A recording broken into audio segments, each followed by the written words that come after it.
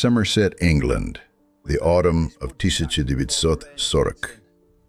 A woman stands in a stone dairy at the back of a farmhouse, holding a letter from the Ministry of Food. She has made cheese in this room since she was 14. Her mother made it here.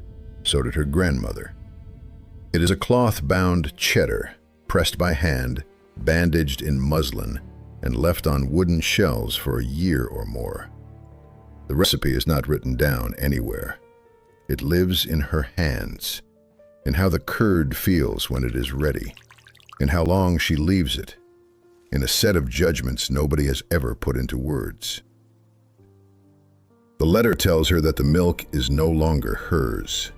Every gallon in the country now goes to the state, and there will be one cheese, one recipe, one fat content, one flavor for 40 million people. They will call it National Cheese, and the ration will be 2 ounces a week. She is not being punished. Nobody has accused her of anything. A calculation has simply been performed somewhere in London, and she is on the wrong side of it. Now here are the numbers. Before the First World War, Britain had more than 3,500 independent cheesemakers. By 1945, there were fewer than 100. In the Southwest alone, 514 farms had been making cheddar before the war. By 1974, 33 were. Wensleydale nearly vanished. The last farmhouse Stilton maker had already given up in the 1930s.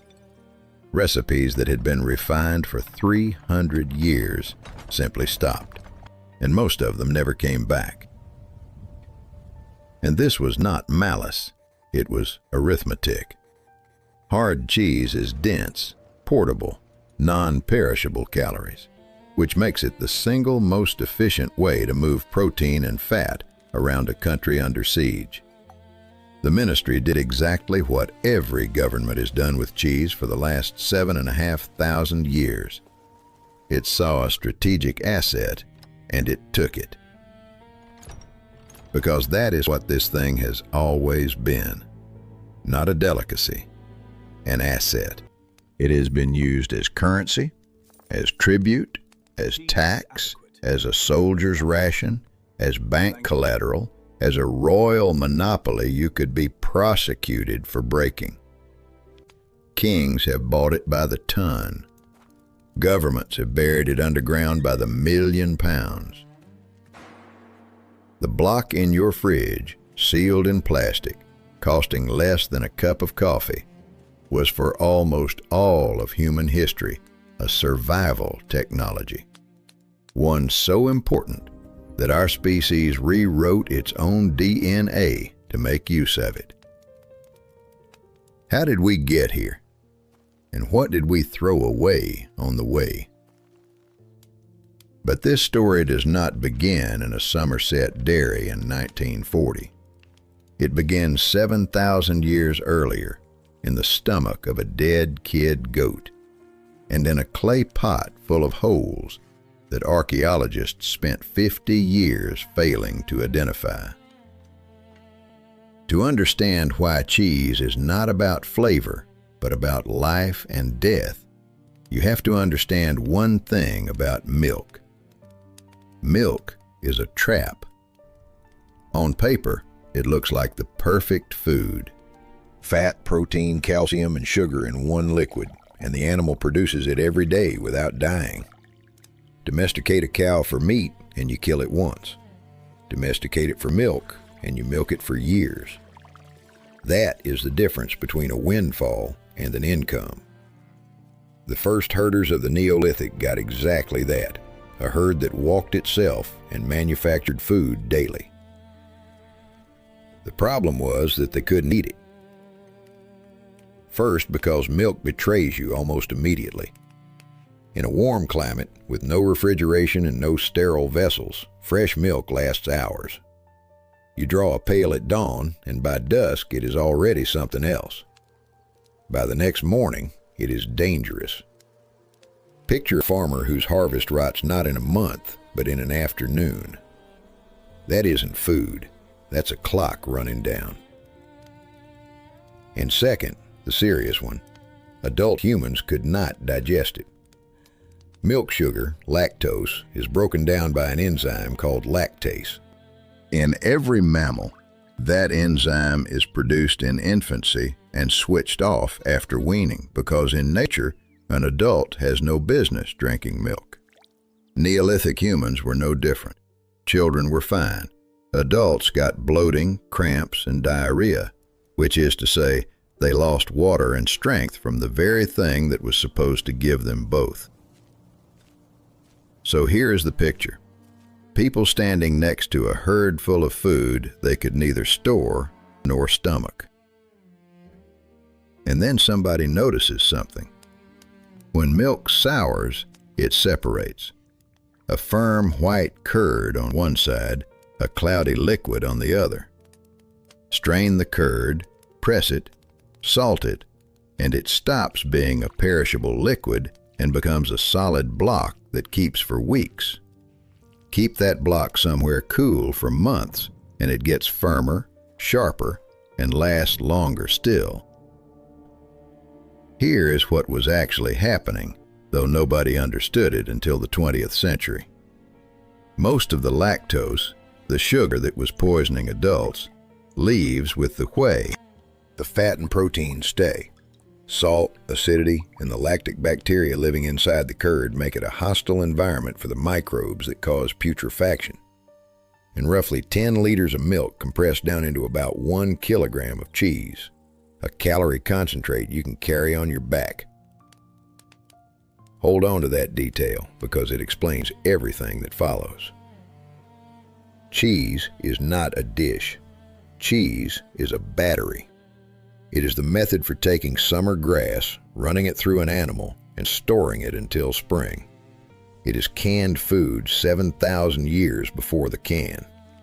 It is the only reason a human being could live in the Alps above the tree line, cross a steppe where no grain grows, or sail into an ocean for months at a time. This was not a luxury. This was the difference between getting through the winter and not. Kujawia, in what is now northern Poland, around 5200 BC. The people here belong to the linear pottery culture, among the first in Central Europe to stop chasing food and start producing it.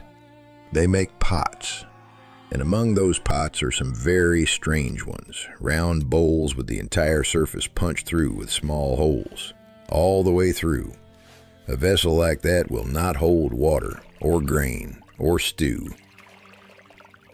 They were dug up in the 1970s, and for decades nobody could say what they were for. Covers for embers, honey strainers, ritual objects. None of it was testable because there was nothing to test with.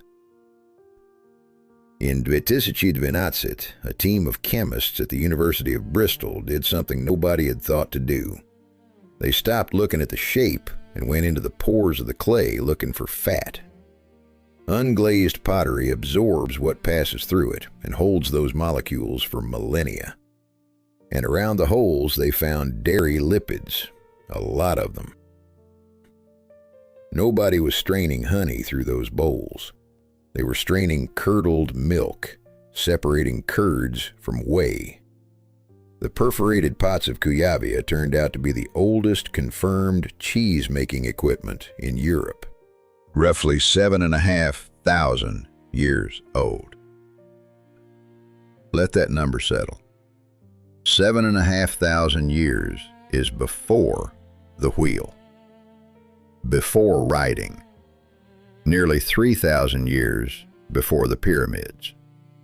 People who could not write a single word and had no idea what shape the world was were already running a multi-stage biotechnology. Curdle the milk, separate the phases, drain, salt, age. And it wasn't one lucky tribe. In the same millennium, 1,500 kilometers to the south, on the Dalmatian coast of modern Croatia, the same thing was happening.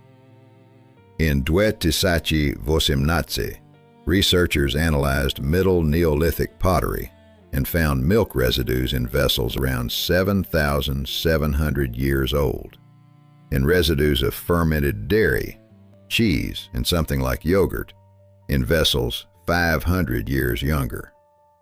And with a revealing wrinkle, different vessel types had different jobs. Milk in some, meat and fish in others, cheese in others again. And here is the detail that ought to stop you. The DNA of those same people says the adults were lactose intolerant, essentially all of them. The children were not. The enzyme keeps working until roughly the age of 10. Put those two facts together. Europe's first dairy farms were not built on the fact that people liked the taste. They were built on the fact that milk and soft cheese pulled children through the first years of life, which in any pre-industrial population are the deadliest years there are. This was not gastronomy. This was infant survival. And then something happened that only happens a handful of times. The food changed the human being. Somewhere in these millennia, a mutation appears that stops lactase from switching off in adulthood. It's called lactase persistence. On its own, it gives you nothing, unless there is a herd nearby. If there is, whoever carries it has access to a source of calories, water, and calcium that their neighbors cannot use. In a famine year, that is the difference between living and dying. And the mutation tears through the population under one of the strongest selection pressures ever documented in our species. Today, roughly a third of the world's adults digest milk comfortably, and in Northern Europe, the figure is higher than almost anywhere on Earth. Notice the order of events. Technology first, biology second. Cheese was the bridge humanity walked across into dairy farming, thousands of years before our bodies caught up. We did not adapt and then start milking. We started milking and then adapted. Now move east to a place where cheese wasn't just eaten, it was buried with the dead. The Tarim Basin, northwestern China, around 1615 before Christ. This is the edge of the Taklamakan Desert, one of the driest places on the planet. Here, in the Xiaohe Cemetery, people are being buried inside upturned boats in the middle of sand, thousands of kilometers from any sea. The dry air does what no embalmer could manage. The bodies do not decay. 3,500 years later, you can still make out their features, their eyelashes, their hair color, the weave of their clothes. When archaeologists reached these graves in the late 20th century, they found a strange white substance on the necks and heads of several mummies. Dried lumps smeared on. Nobody could say what it was. The answer only arrived in 2024. A team led by the paleogeneticist Xiaohe Fu did what would have been science fiction 20 years ago. They extracted DNA from the substance itself. And the substance was cheese. Kefir cheese, the oldest surviving cheese on the planet. Inside it was DNA from cattle and goats, and a telling detail. They did not mix the milks. Each batch used one animal, unlike the traditions of the Near East and Greece. There was DNA from the bacteria and yeasts that make up a kefir culture. And the strain of Lactobacillus kefirinofaciens in that cheese turned out to be more closely related to Tibetan lineages than to Caucasian ones, which rewrites the story of where kefir came from. But the part that lands hardest is simpler. These people put cheese on a dead person's throat. Nobody knows exactly why. Perhaps food for the journey. Perhaps the most valuable thing they had. 3,500 years ago, in the middle of a desert, somebody decided this lump of fermented milk deserved to go with a human being to the place you don't come back from. And there's the insight of this chapter. We say constantly that humans domesticated animals.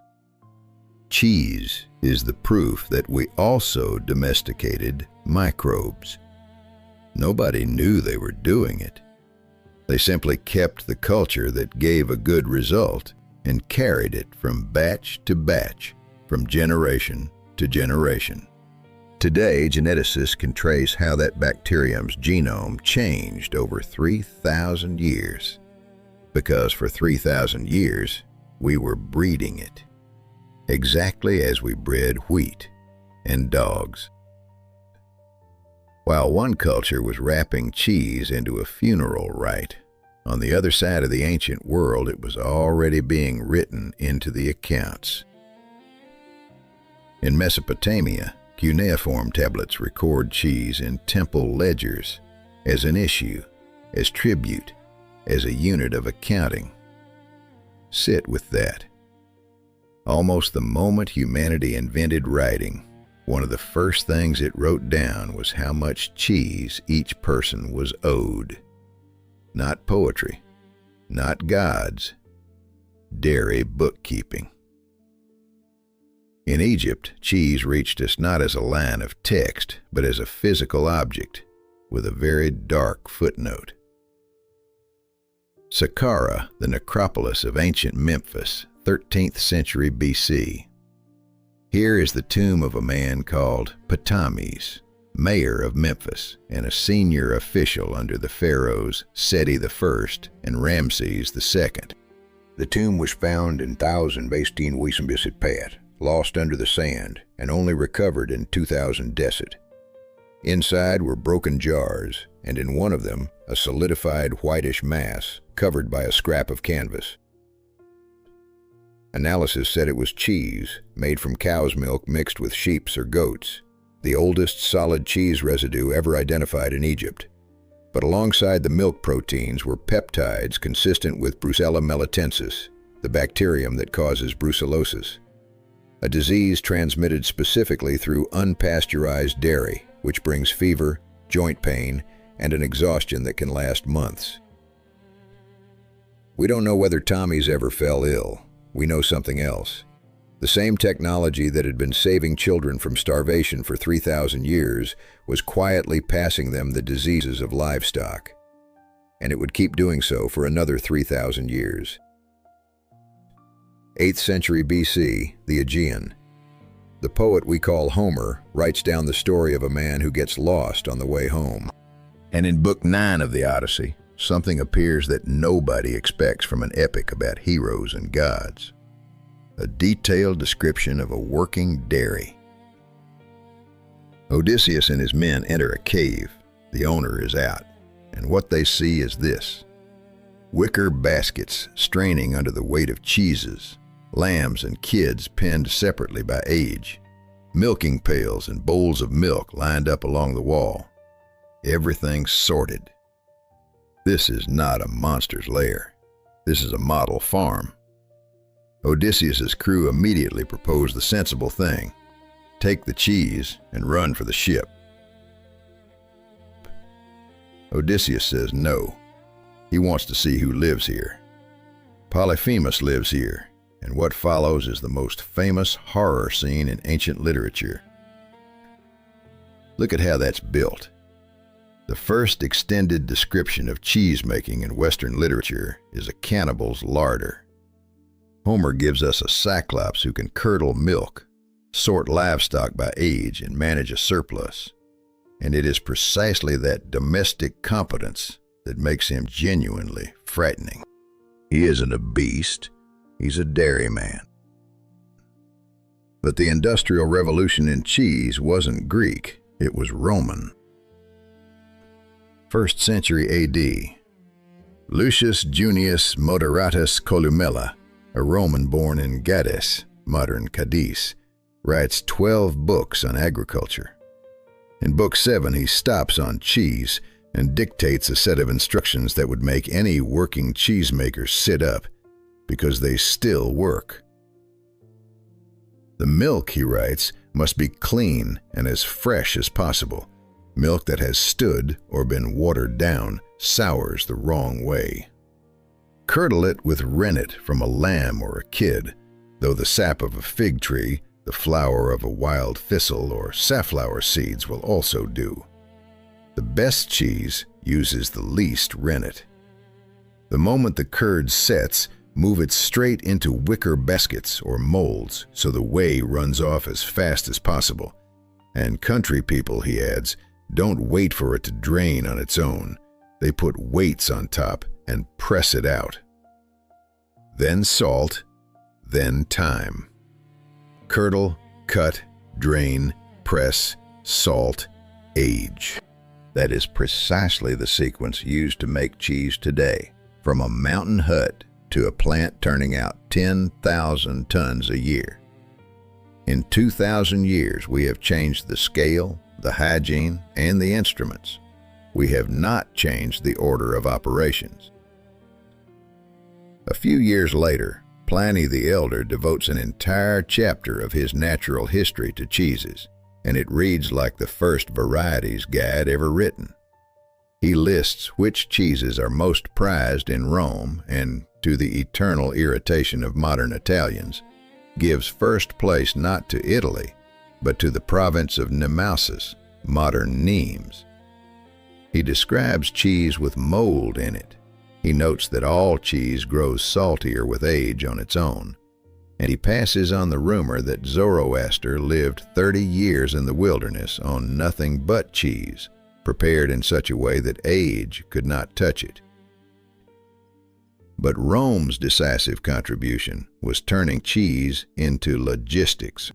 A hard-aged cheese doesn't spoil, doesn't take up space, and delivers maximum calories per gram, which makes it the perfect soldier's ration. A legionary was allotted a daily portion of sheep's cheese, on the order of 27 grams, on top of his bread and farro soup. The direct descendant of that cheese still exists, Pecorino Romano. Multiply 27 grams by the number of legionaries and the years of campaigning, and you no longer have gastronomy. You have a supply system on a continental scale. And it was that system that carried Roman technique everywhere the eagles went: Gaul, Pannonia, the Balkans, and Britain. Roman dairying is visible in the Yorkshire Dales in the 1st century AD, where the army arrived to find grazing systems already in place and simply plugged into them. And here is your etymology. The Latin word caseus survives across half of Europe: English cheese, German quesa, Spanish queso, Portuguese queijo. The mold the curd was pressed into was called a forma, and out of that came French fromage and Italian formaggio. So half of Europe names cheese after the product, and the other half names it after the bucket it was squeezed in. When you say cheese, you are using a Latin word that arrived in Britain with the same people who built the roads. Rome fell. The roads went to grass. The supply chains collapsed. And cheese survived. It simply changed owner. In the early Middle Ages, the only organizations that came through the wreckage with their literacy, their property, and their continuity intact were the monasteries. And monasteries had one very specific problem that turned them into the finest cheesemakers on the continent: fasting. The rule forbids meat for a large part of the year. Dairy, depending on the order and the era, was often permitted. Translation: a monastery needs a protein that isn't meat, so cheese stops being a treat and becomes a strategic product. And what follows is what we would now call research and development.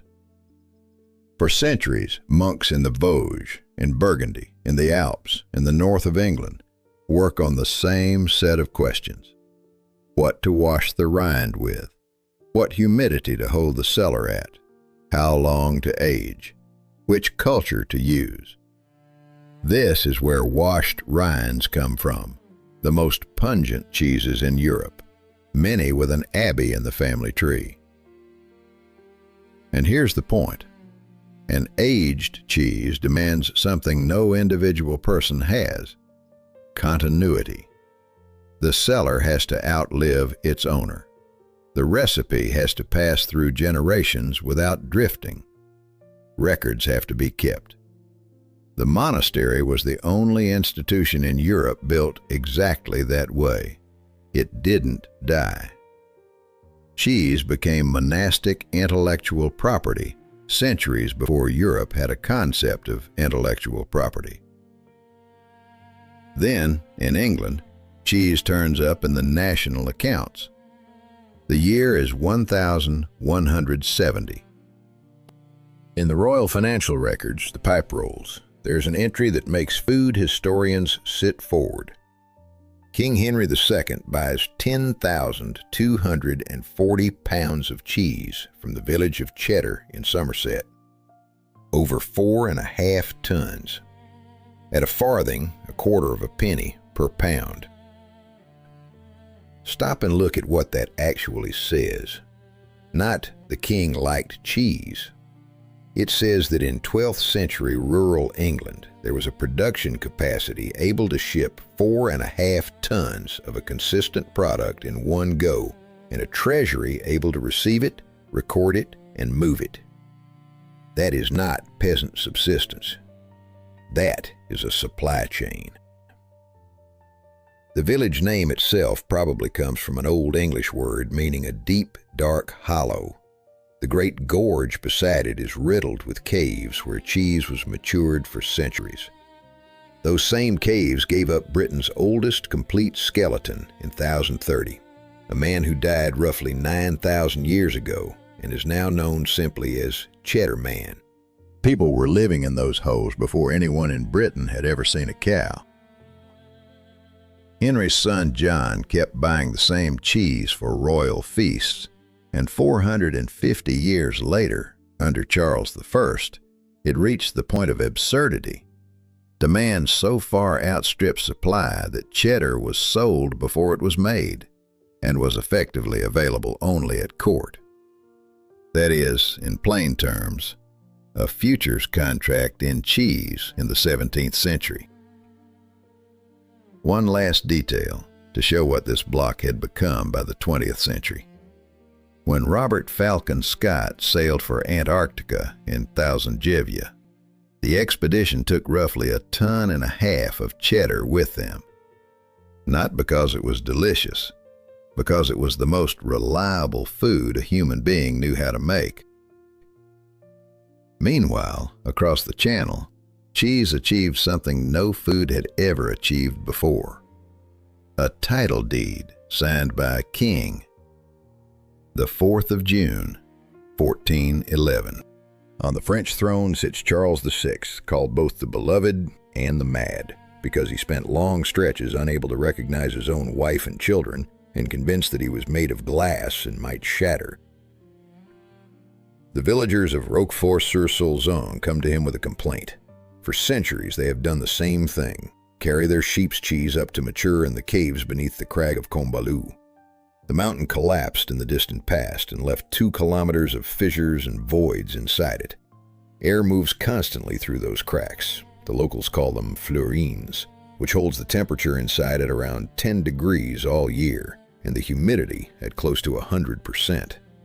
In that environment lives the mold Penicillium roqueforti, which runs blue veins through the cheese. The problem was that neighboring villages had started doing the same and selling it under the same name. Charles VI grants a monopoly. The maturing of that cheese is the exclusive right of the people of Roquefort, as practiced there since time immemorial in the caves of the said village. Imitations from the huts and places round about are outlawed. Think about what the king actually protected. Not the recipe, not the equipment, not the breed of sheep. He protected a hole in a mountain. The privilege went not to a technique and not to a set of people, but to a specific piece of geology and to whoever had access to it. That is, in practice, Europe's first protection of origin, 400 years before the principle became the foundation of European food law. In 1925, Roquefort became the first French cheese with a formal appellation of origin, and in 1967, a court settled the matter for good. The method can be copied anywhere in southern France, but only what ripens in those caves may be called Roquefort. And then England produced the exact mirror image of that story, a cheese where the name came unstuck from the place entirely. The Great North Road, the coaching route from London to Edinburgh in the 1720s and 30s. The village of Stilton sits on it, and in the village stands the Bell Inn. Its landlord, Cooper Thornhill, gets hold of a rich, blue-veined cheese, by most accounts made by a cheesemaker named Frances Paulet and her neighbors near Melton Mowbray, 40 miles away in Leicestershire, and secures the right to sell it at his inn. That is the whole trick. He did not invent it, and he did not make it. He simply had the good fortune to stand on the busiest road in England. Every coach stopped at Stilton. Every traveler ate at the Bell. And they carried the name of the village onward in both directions, until a cheese made in Leicestershire was known across the country as Stilton. Now the punchline. In 1996, Blue Stilton was granted protected designation of origin status, limiting production to 3 counties, Leicestershire, Nottinghamshire, and Derbyshire. The village of Stilton is in none of them, which means that today, by law, Stilton cheese cannot be made in Stilton. The village applied to have the rules amended and was refused in 2013. The pub that started it all sells its own blue cheese under a different name. Put the 2 stories side by side, because together they say something exact about how power over food works. Roquefort proved that if you control the place, you own the name. Stilton proved the reverse, that if you control the distribution, the name will follow you and leave the place behind. Everything that happens in this story for the next 300 years is a fight between those 2 principles. Now go up into the mountains, where cheese decided not the law, but the shape. The late medieval Alps. In summer, the herds go up to high pastures where no cart and no plow can reach. The grass is superb. The animals give a great deal of milk, and all of that milk is completely useless unless it can be brought down. There are no roads, no cold storage, no wheels, just a path, a back, and a mule.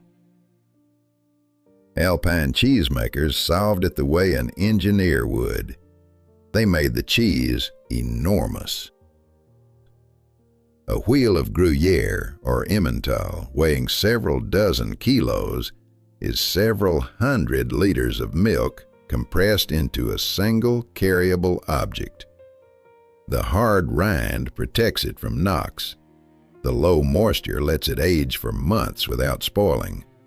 The round shape stacks and rolls, and the bigger the wheel, the slower and more even the ripening inside, the better it tastes, and the less you lose to rind per kilo. So the shape of an Alpine cheese is not aesthetics and not tradition. It is the engineering solution to a transport problem. Giant wheels exist because milk had to come down a mountain, and then a second effect kicks in. A wheel like that is an asset with legs. It pays the rent on the pasture, it pays the tithe, it settles debts and covers the cost of wintering the herd. In Alpine valleys, a wheel of cheese performed exactly the functions we assign to money: a measure of value, a store of value, a means of payment, with the advantage that this particular money appreciated on its own, because an old cheese is worth more than a young one. Remember that idea.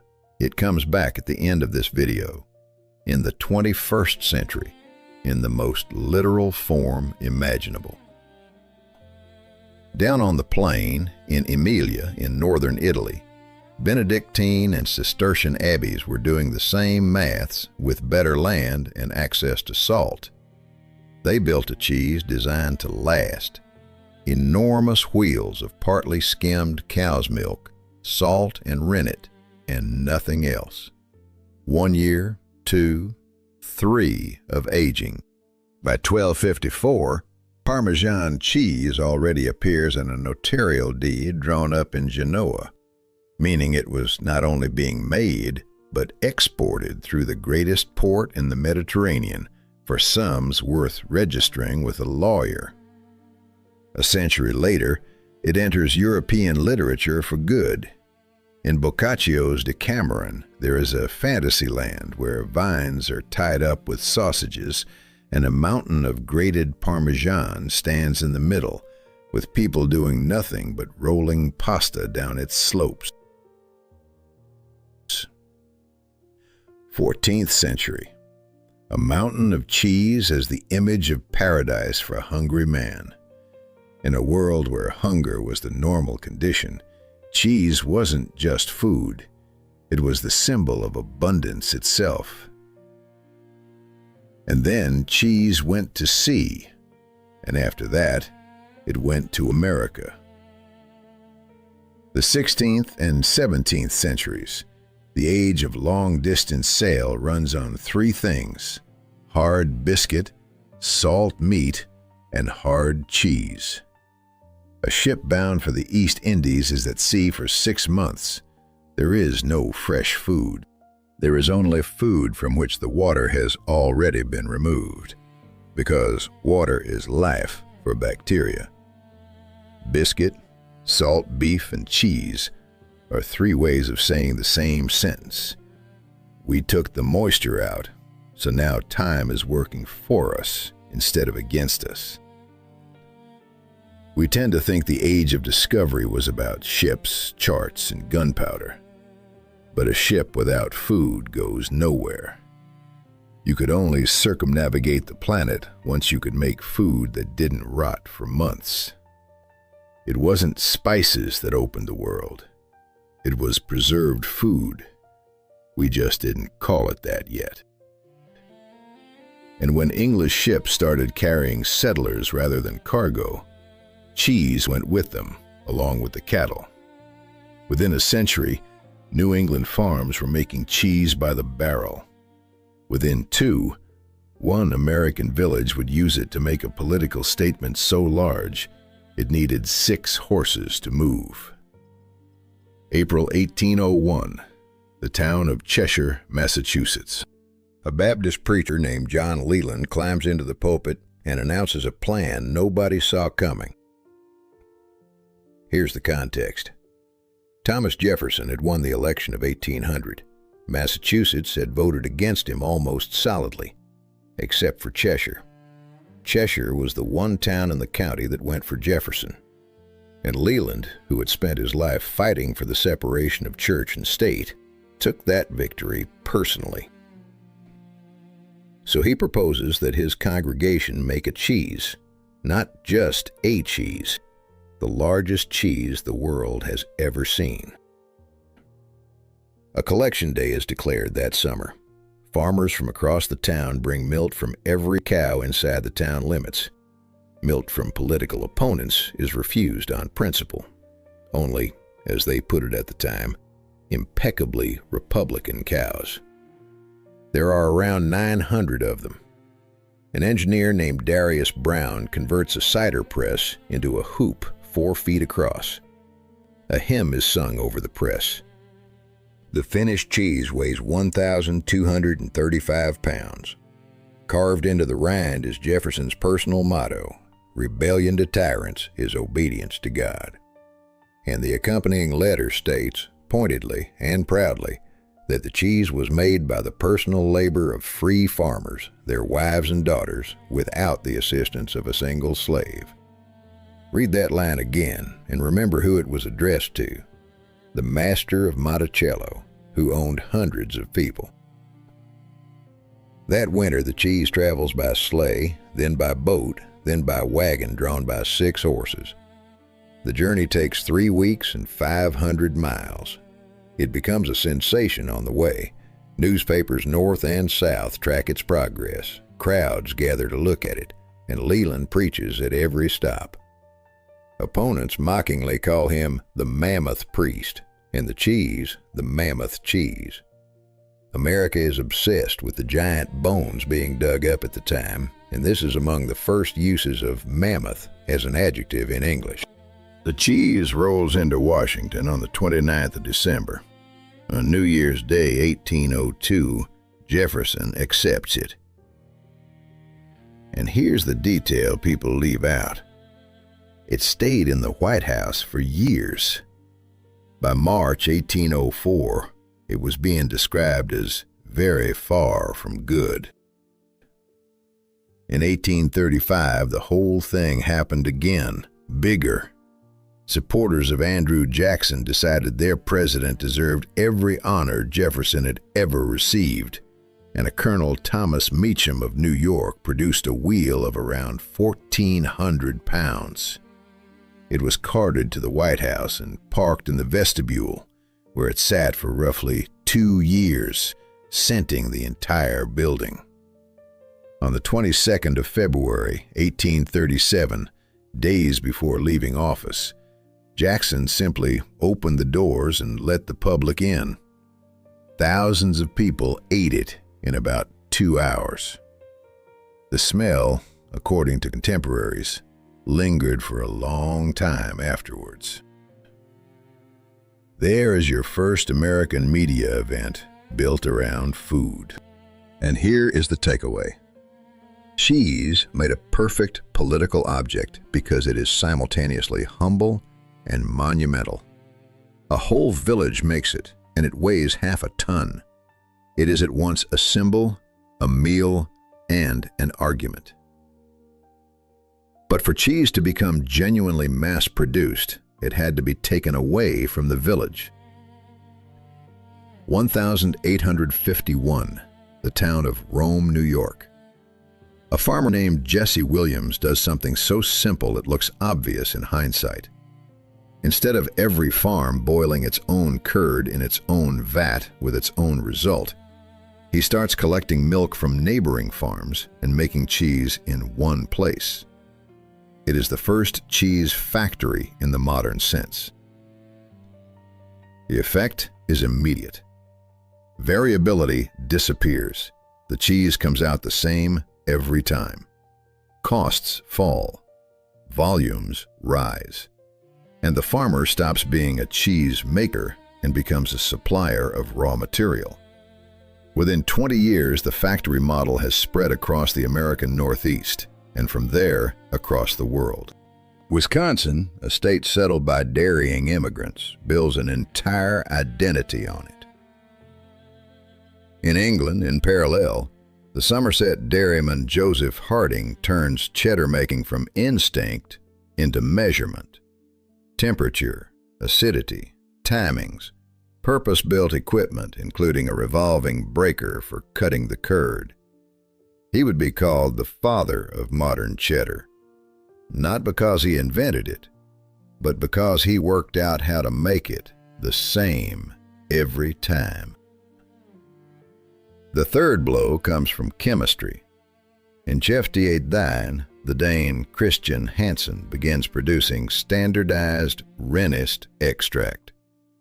Until then, curdling was half magic. A calf's stomach, every one different, strength unknown, results a matter of luck.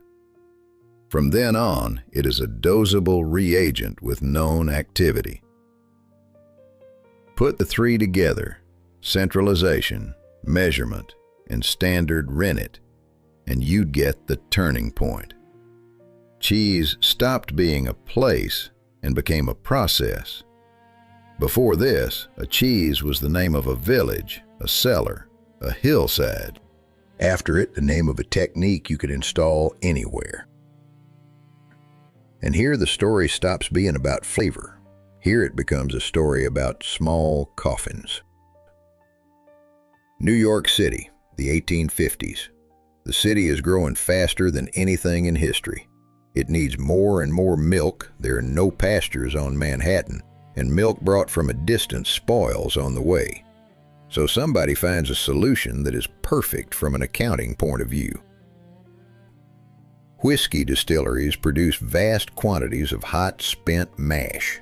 Disposing of it costs money. So cow sheds are built onto the distilleries, and the cows are fed that waste in the middle of the city. The animals stand in the dark, packed together in their own manure for years. They are ulcerated and sick. Many cannot stand without being propped up. The milk comes out thin and bluish. To fix that, it is thickened and colored. Water, starch, chalk, plaster of Paris, eggs, molasses, and it is sold around the city under the label Pure Country Milk. Here's the figure the press of the day was using. As many as 8,000 infants a year dying in that city from that milk. 8,000 every year.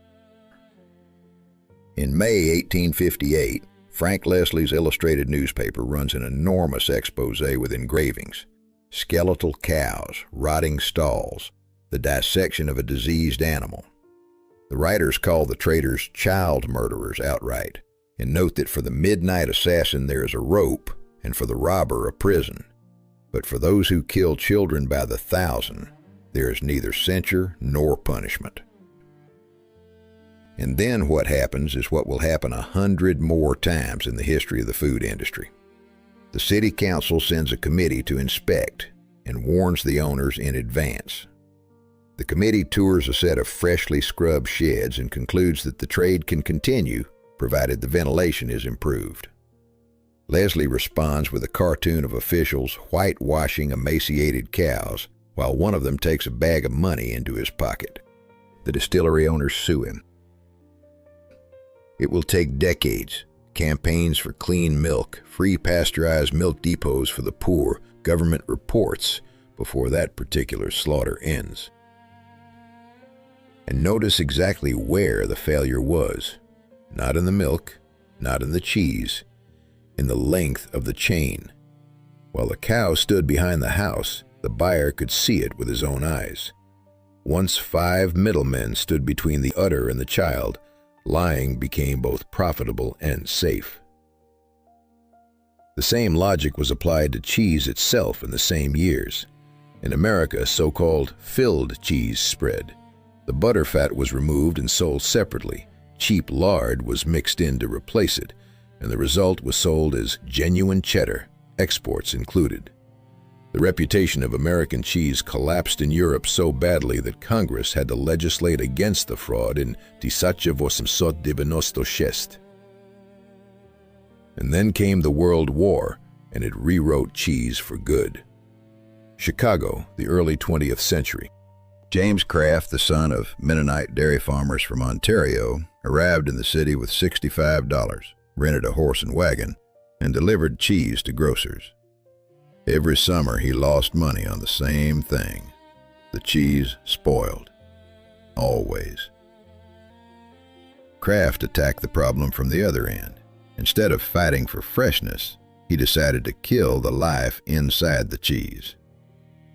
By 1914, he had the method. Grind up finished cheese, heat it to a high temperature, and stir continuously until the mass stops separating and is sterilized throughout. On the 6th of June, 1916, he was granted the American patent on the process. 10 months later, the United States entered the war. And it turned out Kraft had not invented a food. He had invented military equipment. His cheese was packed into tins with a key, needed no refrigeration, didn't leak, didn't mold, and didn't change for months in any climate. The Army bought around 6 million pounds of it. Millions of American soldiers tasted processed cheese for the first time in France, of all places, the country where cheese was an art form. Traditional cheesemakers call the invention an abomination. It made no difference. By 1930, 40% of all cheese eaten in the United States carried his name. Then came the foil-wrapped loaves, the individually wrapped slices, and the cheese sauce in a jar. Look at what actually flipped here. For 7,000 years, cheese was a living system. Bacteria, enzymes, molds, time. It changed daily, and that is why every piece was different. The great achievement of the 20th century was a cheese that never changes at all. We spent millennia learning to domesticate fermentation, and then decades learning to stop it. France went the opposite way in the same war. Its soldiers' cheese was camembert. By legend, the recipe reached a Norman farm woman named Marie Harel in 1790 from a priest fleeing the revolution. Legend or not, what matters is that in 1790, someone invented the thin, round wooden box, and suddenly a soft cheese could be shipped without turning to paste. When the war came, camembert went into the trenches by the million. A homely, recognizable, farm-smelling cheese. A piece of home in a soldier's pack. It came out of that war a national symbol. And then, the Second World War took standardization to its conclusion, and we are back where this video started. In 1940, the British state took control of every gallon of milk in the country and ruled that there would be one cheese. Farmhouse production wasn't outlawed so much as starved of its raw material. If the milk goes to the ministry, there is nothing to make cheese with. What came out the other end was national cheese, government cheddar, at 2 ounces per ration book per week. The numbers are the story. More than 3,500 independent cheesemakers before the First World War. Around 1,600 by the 1930s, as the Milk Marketing Board's guaranteed milk price made cheesemaking pointless for most farmers. Fewer than 100 by 1945. In 1947, the House of Commons was told that farmhouse production had become negligible, and that the age-long skill of the British cheesemaker was being lost. It would take until the 1970s and 80s for the revival to begin, and some of what disappeared never came back. A government decided what an entire country would taste like, and it chose the simplest possible answer, for entirely reasonable wartime reasons. Now across the Atlantic, because the same instinct produced the most absurd image in this entire story. After the war, the United States built a support system for dairy farmers. The government guaranteed to buy up surpluses so prices wouldn't collapse. The intention was decent. The consequence was arithmetic. In the 1970s, roughly $2 billion was pumped into the sector in subsidies, and farmers responded the only way they could, by producing more. Whatever the market didn't absorb, the state bought. Milk can't be stored, so the surplus was converted into what keeps: milk powder, butter, and cheese. And eventually there was nowhere to put it, so the government rented out disused limestone mines where the temperature holds near 2 degrees all year with almost no energy cost. Millions of square feet of underground galleries stacked with cheese. By 17,000 the state owned more than 500 million pounds of it. It was aging. Some of it was spoiling. The Secretary of Agriculture went in front of reporters holding a moldy 5-pound block and admitted plainly that they had 60 million of these, that it was rotting, that there was no market for it, and that they were trying to work out how to give it away. One official suggested to the Washington Post that the cheapest and most practical thing would be to dump it in the ocean. On the 22nd of December, 1981, President Reagan ordered the immediate release of 30 million pounds to the needy on the grounds that the government could not sit and watch food turn to waste while families were under pressure. That is where government cheese was born, an unbranded block handed out in churches, community centers, and food banks. For a whole generation of Americans, it became a memory with two faces: the humiliation of the queue and the taste of childhood. And the circle closes. By around 2019, the United States had accumulated something on the order of 1.4 billion pounds of surplus cheese again. Fluid milk consumption had been falling for decades. Production had not. The state was buying again. The cheese was going underground again. Which raises the uncomfortable question. If nobody needs cheese to survive the winter anymore, why do we eat so much more of it than our great-grandparents did? A century ago, the average American ate somewhere around 3 pounds of cheese a year. Today, it is close to 40. That is not a gentle drift in taste. That is the result of specific work. The engine was not the cheese counter. It was pizza, pasta, and the burger, dishes where cheese is not the star, but a layer. Melted mozzarella and its industrial relatives are what drove the numbers up. And it didn't happen by accident. In the United States, there is a body created with government involvement and funded by levies on farmers themselves, whose job is to promote dairy consumption, and which work directly with major fast food chains on recipes and campaigns that put noticeably more cheese on the plate. The result was a situation American reporting examined in detail in 2010, and which can only be described as institutional split personality. One arm of government advises the public to cut saturated fat, while a program connected to it helps sell dishes with more cheese on them. Each side is doing its job exactly as written. The jobs contradict each other. So let's talk about the present, because power over cheese hasn't gone anywhere. It has only changed hands. The world now produces well over 20 million tons of cheese a year. The European Union makes something in the order of 10.5 million tons and eats around 9.5. The United States makes about 6 million. Germany, Italy, and the Netherlands lead global exports. This is no longer a craft or even an industry. It is planetary infrastructure. Start with the thing almost nobody knows. Rennet, the enzyme extracted for thousands of years from the stomachs of unweaned calves and kids, is no longer animal in the overwhelming majority of cheese. Since 1990, the industry has used chymosin, produced by microorganisms carrying the relevant inserted gene.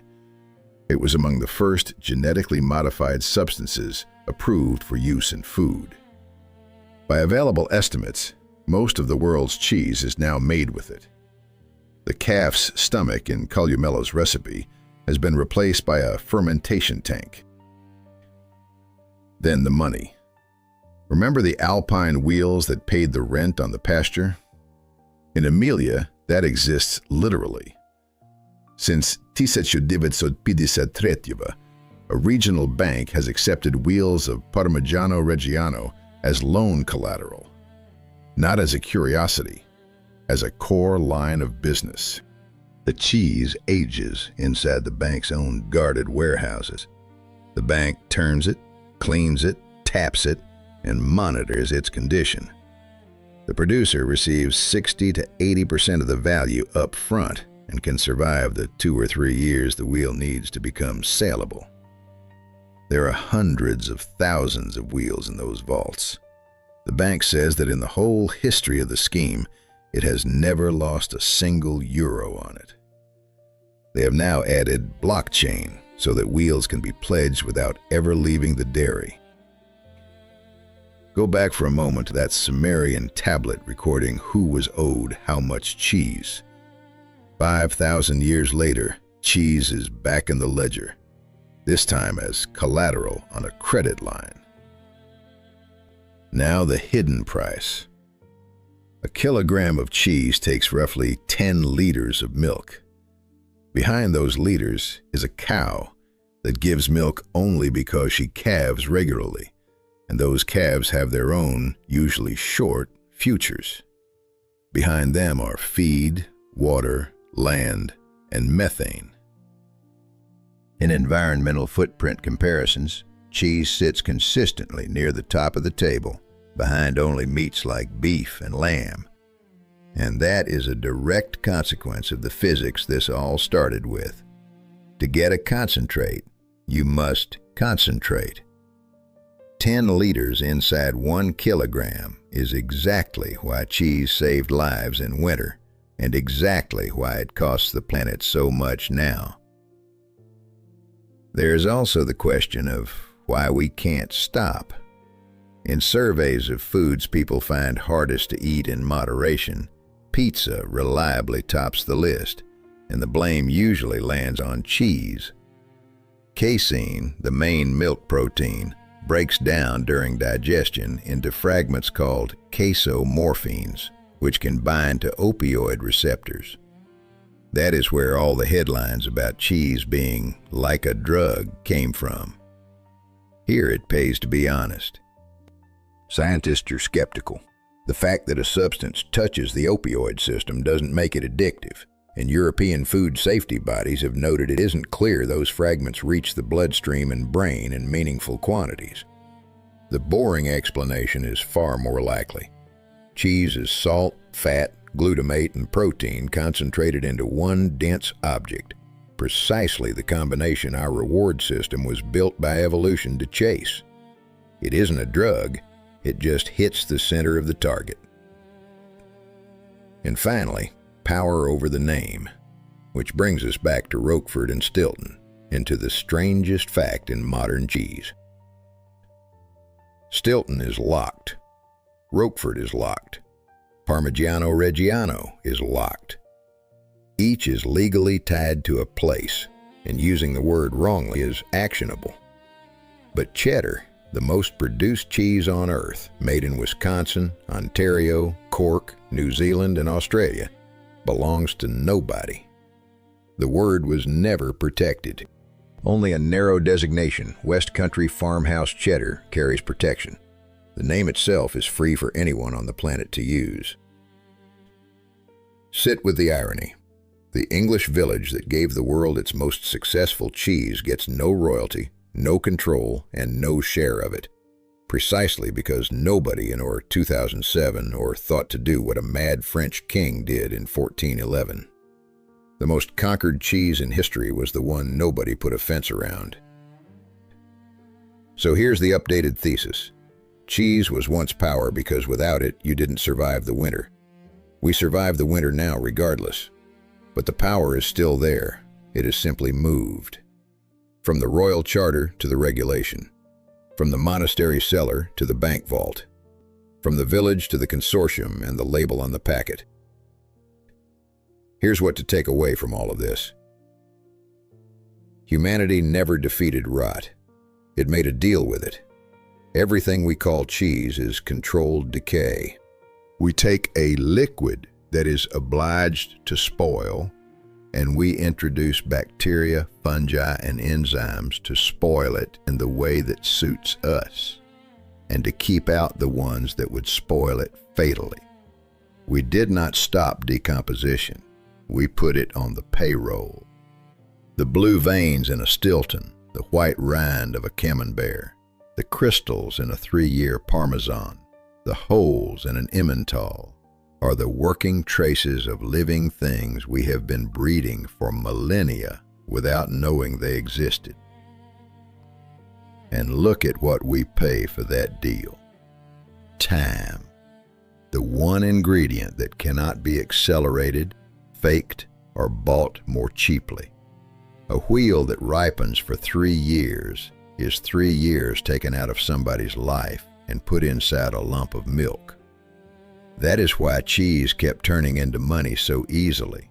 because it is precisely stored time.